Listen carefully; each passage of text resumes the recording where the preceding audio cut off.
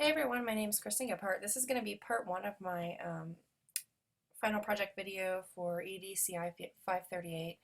Um, I'm going to kind of do part one by showing you my instructional design reports when I was doing kind of my analysis for my professional development program, and tell you about what my goal would be for the full program. And then in the second part of my video series, I'm going to actually show you the unit that I decided to focus on for this project. So I'm not actually teaching right now. I'm an academic, or at the time of this project, I was an academic advisor at Ohio State, and I was also the technology coordinator for our advising office. Um, and I think kind of similar to teaching, there's kind of a reluctance to embrace technology, or if there isn't a reluctance, there's not a lot of professional development and training that goes into enabling staff members to utilize the tools that exist. So my hope was that I would create a professional development program that would focus on tools that OSU already has in place that just need to be utilized, and how you could implement those through your communications with students. So again, I'm just going to start by going through the analysis that I did. This is just a basic needs assessment, so you can read that. But again, there's kind of a reluctance to embrace technology when communicating with students, at least on the advising end. And there's the level of competency for most staff, especially advisors, is usually very basic, just word processing and email. But the level of competency for most students, as we all know, is a lot higher than that. So that's causing kind of a disconnect between what our current services provide and then what our students would like to see, or what they're used to doing when communicating with other people. So the goal of this professional development module was to introduce basic tools that can be used to enhance the advising services we already offer. And again, this isn't to replace face-to-face meetings. It's not to replace relationships with students, but really just to increase efficiency with business processes, and to enhance our ability to communicate with all students, including distance learning students, which we do have or did have in the College of Nursing. And this will require the integration of technology. The gap here is that there's a reluctance to use technology. There's a fear of it getting in the way of forming relationships with students. And there's also a fear because there's that basic level of tech competency is missing from most staff.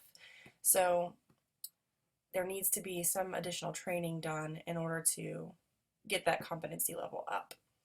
The purpose statement, and really again I mentioned this, but is really just to guide staff through a long-term professional development program that slowly introduces them to new tech tools and helps to direct a new environment and kind of a new culture that's embracing of technology rather than dismissive of it.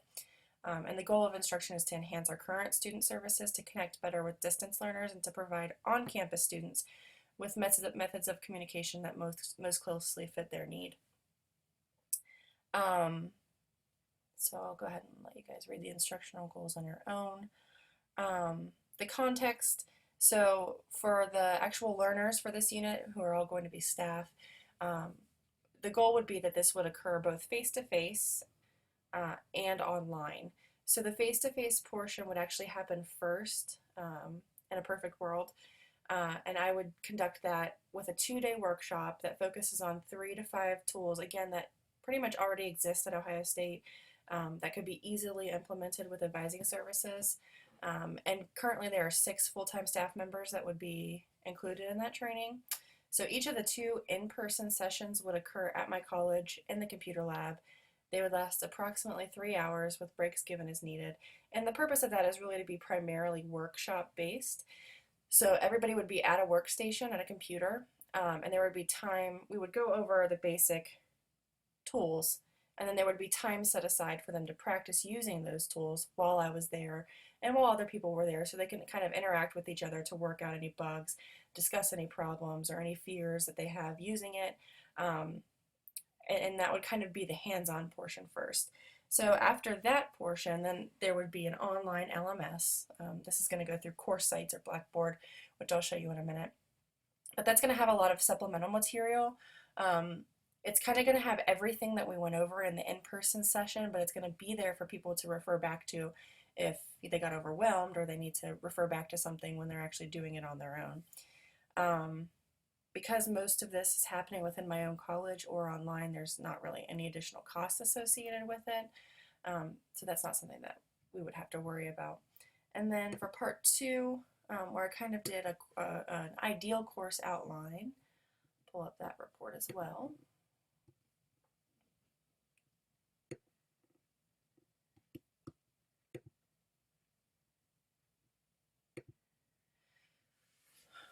So again, the topic and the purpose of the unit is to introduce academic advisors to three distinct tools. The tools that I connected here or used here were Carmen Connect or Adobe Connect, if you're familiar with that. The U.OSU platform, which is actually what I have highlighted in my unit, and then a GroupMe messaging system. You guys can pause this and read through the learning objectives if you have a desire to do that. All the formative assessments I think will really be conducted in the in-person sessions, and they'll be pretty informal, where I would just, as the facilitator, kind of ask each participant to describe their familiarity with each of the three tools. I also did kind of a follow-up to that in the unit itself, which is just like a really short poll that people fill out, but again, it's just more of an informal kind of gauging where people's competency is before they go into the actual learning of the unit. And then the summative assessments would all be conducted in the LMS. It's going to be organized so that each tool will have its own unit, and for each unit there'll be a quiz at the end just to ensure that the person has actually gone through all of the material in the unit, which is going to be key, obviously, to them understanding how to use the tool. And then there's going to be a deeper level of assessment where they'll actually be required to create something with each of the three tools that we're focusing on. And there's going to be an option with a discussion board for long-term communication. The goal would really be that people would interact on that discussion board for a while so that they can kind of talk about how they're using tools, and if they have questions they can discuss those there. But I'll show you the outline. So again, my ideal situation would be 2 days of in-person work and a workshop follow-up, and then the content in the LMS, and then obviously ongoing discussion for afterwards. So that's it for the first part of my professional development unit, and in the next video you'll be able to see how I actually implemented that in my LMS.